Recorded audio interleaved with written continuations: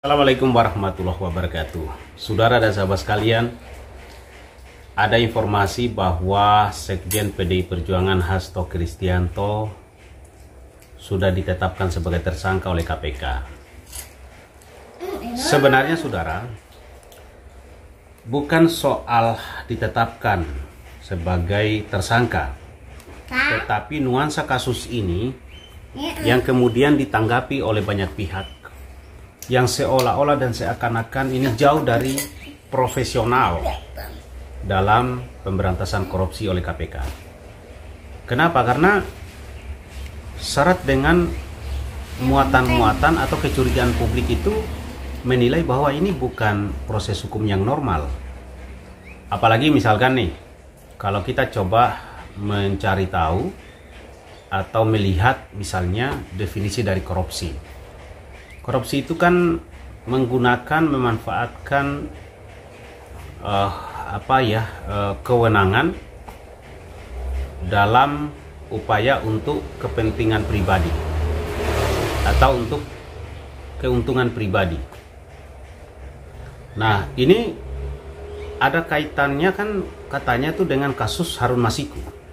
Nah, yang menariknya pada saat saya melihat acara di salah satu channel ya, dan di situ Rocky Gerung memberikan definisi korupsi, karena ternyata yang memberi definisi korupsi itu adalah Bank Dunia saat itu.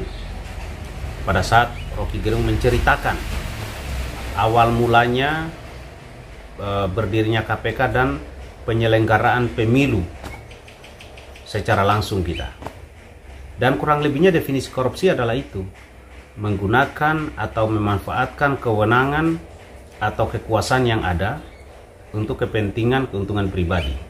Jadi istilahnya itu adalah pejabat publik. Nah, itulah yang saya juga kaget setelah mendengarkan itu, bahwa Harun Masiku pejabat publik atau bukan. Dan itu terjadi perdebatan yang alot ya, yang begitu alot. Nah, sama dengan misalnya terhadap Sekjen PDI Perjuangan ini, Pak Hasto Kristianto gitu. Beliau kan bukan pejabat publik ya, kalau nggak salah, hanya sekretaris jenderal ya, Sekjen PDI Perjuangan. Tapi is okay, kalau itu saya nggak terlalu komentarin. Cuman ini benar-benar kita diperlihatkan, dipertontonkan dengan suatu keadaan dan situasi yang seolah-olah dan seakan-akan terjadi yang namanya hajar menghajar, bongkar membongkar gitu. Nah, itu yang kemudian ada di pemikiran dan pemahaman sebagian publik, sehingga ini memperlihatkan seakan-akan seolah-olah ya, yang dihajar ini adalah dalam tanda petik PDI Perjuangan. Nah, kalau ini yang kemudian terus dipertontonkan, yang seolah-olah seakan-akan menghajar misalnya PDI Perjuangan, ya lambat laun lama-lama publik itu akan simpati loh, akan betul-betul misalnya melihat secara jernih ke depannya. Nah, mudah-mudahan saja istilahnya yang lain itu tidak tersangkut atau tidak melakukan tindakan dan perbuatan yang melanggar atau merugikan negara, dalam hal ini korupsi. Tapi kalau nanti bongkar-bongkaran ini terjadi, ya sudahlah, kita lihat saja nanti endingnya seperti apa. Yang pasti ini, kalau betul sudah ditetapkan tersangka, Pak Hasto Kristianto akan memukul ya secara psikologis PDI Perjuangan. Nah, kita tinggal tunggu bagaimana kisah selanjutnya.